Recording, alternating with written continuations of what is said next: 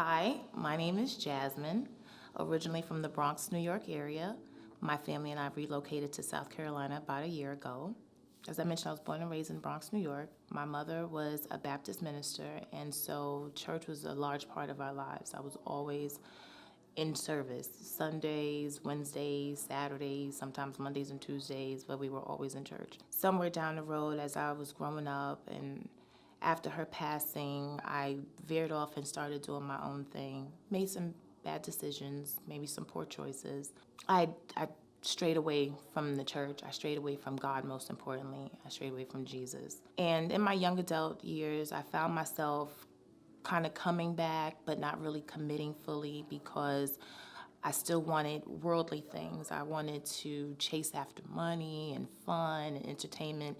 And I knew ultimately that the lifestyle that I was choosing to live would coincide with the will of God for my life. So I just put him on pause. Found my way back in 2016 after a very life-changing event happened for my household.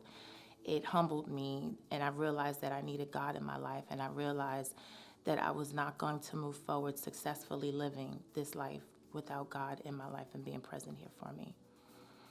And so this baptism really is symbolic. It's like a marriage for me. It's a public declaration that I'm showing others that I'm willing and I'm choosing to follow Christ, but it's also for me showing Christ that I'm going to carry my cross. I'm going to die to myself. I'd rather lose my life to walk with Christ than to hold on to the values that I have.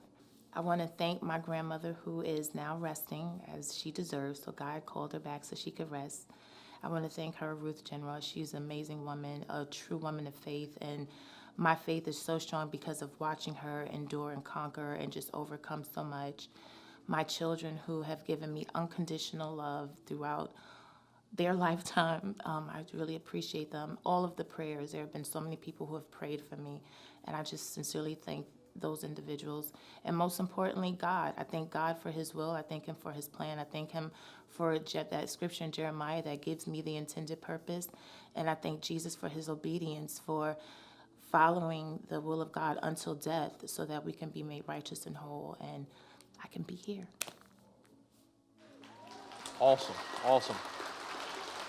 So, Jasmine, I think what your story shows is you don't have to always get it right, but how persistent the Holy Spirit is in drawing our heart. And I'm just so thankful that even though at times it probably did feel like he was distant or that you were distant or you were pursuing other things, how he was just so consistent in pursuing you, and the decision that you have made to now fully surrender yourself. And you're right, we're copying after our own Lord and Jesus, our own Lord, and that he was baptized. And so the example that you're setting for your family, for your children, is incredible. So it is absolutely my honor to baptize you in the name of the Father, the Son, and the Holy Spirit.